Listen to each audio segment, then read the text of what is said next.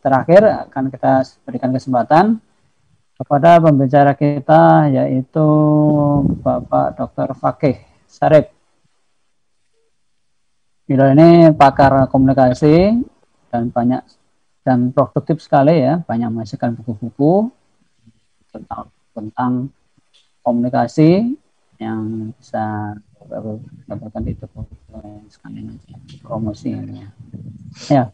Bapak Ibu sekalian, untuk itu kita berikan kesempatan kepada Bapak Dr. Fakih. Kita sapa beliau. Assalamualaikum Pak Dr. Fakih. Waalaikumsalam Mas Lukman. Alhamdulillah sehat. Alhamdulillah. Monggo paparan atau pandangan Pak Dr. Fakih terkait dunia perguruan tinggi kita, khususnya di suasana sekarang ini. Monggo kami persilakan 15 menit. Baik, Assalamualaikum warahmatullahi wabarakatuh. Alhamdulillah. Waalaikumsalam. Allahumma sholli ala sayyidina Muhammad, la haula wala quwata illa billahil aliyil azim. Saya dikasih bahasan oleh panitia tentang kebebasan akademik perguruan tinggi di Indonesia. Jadi kalau kita bicara kebebasan akademik, ini adalah satu tiang penyangga ya dalam kehidupan perguruan tinggi. Sebagaimana yang disebutkan oleh UNESCO itu, kebebasan di dalam mengajar, berdiskusi, serta kebebasan di dalam meneliti, menyebarluaskan, menerbitkan hasil riset, dan sebagainya. Kalau kita lihat hukum positif di Indonesia, mengakui adanya kebebasan akademik itu. Nanti kita lihat apakah sudah terjadi, karena sekarang ini ternyata ya, kalau kita lihat faktanya, nilai-nilai Pancasila ketuhanan yang Maha Esa, ternyata sudah diganti keuangan yang maha kuasa, sehingga siapa yang berduit, ya dia yang berkuasa kan gitu.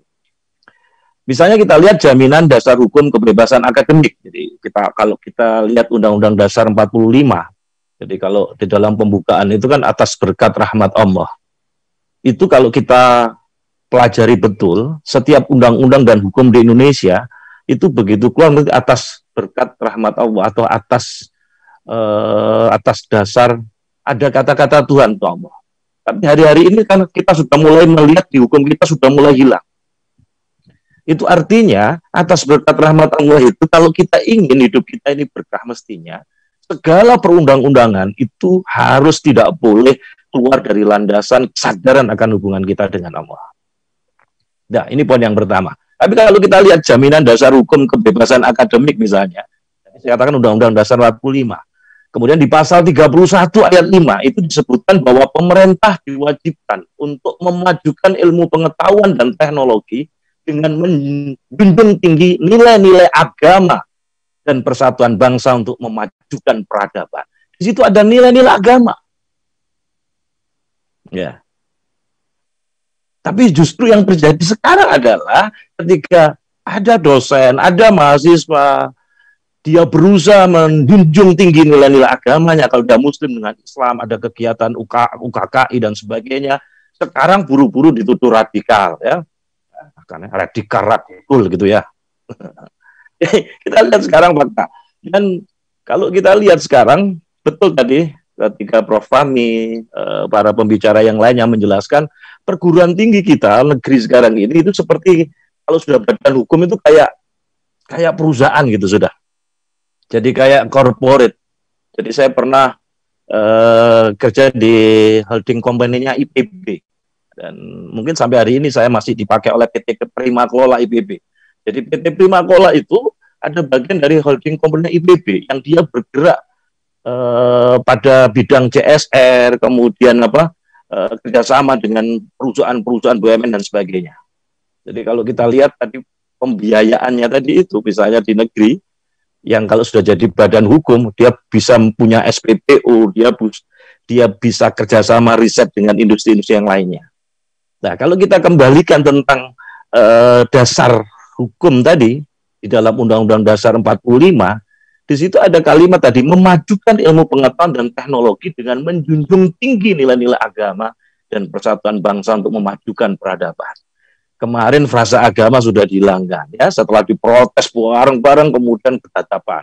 Dan saya cek, kebetulan saya di Komisi Nasional Pendidikan Provinsi Jawa Timur, hari-hari ini itu masih ada itu. ternyata di protes kemarin itu naskahnya juga masih ada, masih disosialisasikan. Kemudian tentang penjelasan mengenai otonomi ya, itu tadi sudah disampaikan oleh Prof. Fahmi, undang-undangnya masih belum diganti ya. Undang-Undang nomor 12 tahun 2012. Jadi dalam Undang-Undang nomor 12 tahun 2012 spesifik, misalnya saya ambil pasal 8 ya, pasal 8 ayat 1 itu menyebutkan bahwa dalam rangka mengembangkan ilmu pengetahuan dan teknologi, maka berlaku kebebasan akademik, kebebasan mimbar akademik dan otonomi keilmuan. Kemudian dilanjutkan dengan pasal 8 ayat 3 menyebutkan bahwa kebebasan akademik merupakan tanggung jawab setiap sivitas akademika dan wajib dilindungi oleh pimpinan perguruan tinggi. Ya, dan ini perlu digarisbawahi bahwa dalam ayat tersebut disebutkan bahwa kebebasan akademik sesuatu yang perlu dilindungi oleh pimpinan perguruan tinggi. Dalam artian bahwa jika terdapat pelanggaran terhadap kebebasan ini, maka pimpinan perguruan tinggi diwajibkan untuk melakukan tindakan-tindakan yang dianggap perlu untuk melindunginya. Ya. Nah, kemudian di pasal 13 misalnya ayat 3 itu secara tegas disebutkan bahwa mahasiswa juga memiliki kebebasan akademik dengan mengutamakan penalaran dan akhlak mulia serta bertanggung jawab sesuai dengan budaya akademik. Tapi kita lihat sekarang bagaimana bentuk kebebasan akademik itu. Yang harusnya etika akademik, kemudian tidak kalah penting adalah menjunjung tinggi ya nilai-nilai Pancasila tadi itu, misalnya ketuhanan yang Maha Esa dan seterusnya.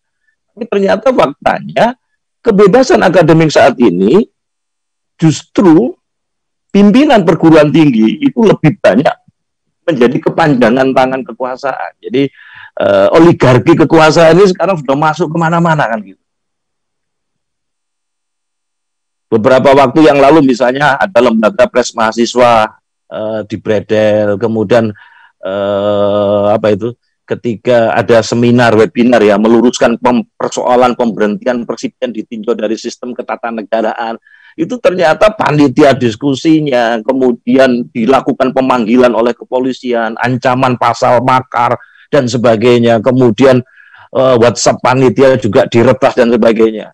Ini menunjukkan bahwa kebebasan akademik itu di undang-undang dilindungi, tetapi kemudian justru pemerintah sendiri. Seringkali saya mengatakan kampus seakan-akan sekarang menjadi perpanjangan tangan kehendak pemerintah. Nah, jadi ini beberapa fakta, karena tadi saya diminta panitia untuk menjelaskan coba bagaimana payung tentang kebebasan akademik dan sebagainya. Jadi ternyata sekarang pemerintah, kampus, masyarakat, kampus sekarang tidak steril dari kebijakan kekuasaan, jadi kepentingan politik. Apalagi kalau kemudian kampus itu sudah bersinergi dalam tanda petik MOU dengan perusahaan-perusahaan besar, maka kepentingan perusahaan itu yang kemudian menjadi kepentingan juga dari perguruan tinggi itu. Nah, ini beberapa fakta yang semakin ya, jadi faktanya meski sudah terdapat payung hukum mengenai kebebasan akademik, perlindungan terhadap eksistensi kebebasan akademik, ya itu ternyata faktanya, prakteknya, jadi pemerintah seringkali lalai, bahkan menjadi pihak yang mencederai terselenggaranya kebebasan akademik. Ada dosen tertentu harus dipersekusi, padahal baru dilantik kemudian dipecat lagi dengan alasan-alasan radikal. Padahal sebenarnya tidak terbukti. Ya. Ini salah satu contoh bahwa pemerintah memiliki kewajiban harusnya menjamin ruang kebebasan setiap warga negaranya di dalam berpendapat, di dalam kemudian melakukan koreksi. Itu kan dalam rangka untuk memberikan koreksi. Tapi sekarang dosen, mahasiswa yang kemudian berseberangan saja, itu kemudian sudah dianggap radikal dan sebagainya. Memang sekarang kita menghadapi era yang saya sebut dengan era digital. Dan ketika kita menghadapi era yang disebut dengan era digital, maka masyarakat harus kemudian dididik tentang pentingnya literasi digital ini. Nah, literasi digital itu setidaknya, kalau kita bicara literasi, biasanya kita bicara membaca, menulis, kalistung. Sekarang ada literasi digital. Maka ini harus diedukasi masyarakat, dan negara juga punya kepedulian. Setidaknya ada 4. Ya, ada 4 komponen di dalam literasi digital itu. Yang pertama, digital skills. Sekarang mau nggak mau memang kita harus belajar itu. Yang kedua, digital etik. Itu perlu juga dikenalkan digital etik. Bagaimana etika berdigital, ada netiquette gitu. Kemudian digital culture, bagaimana digital culture. Dan bagaimana yang keempat adalah digital safety, keamanan. Kalau tidak, kita perhatikan 92,8% hoax itu disebarkan melalui sosial media.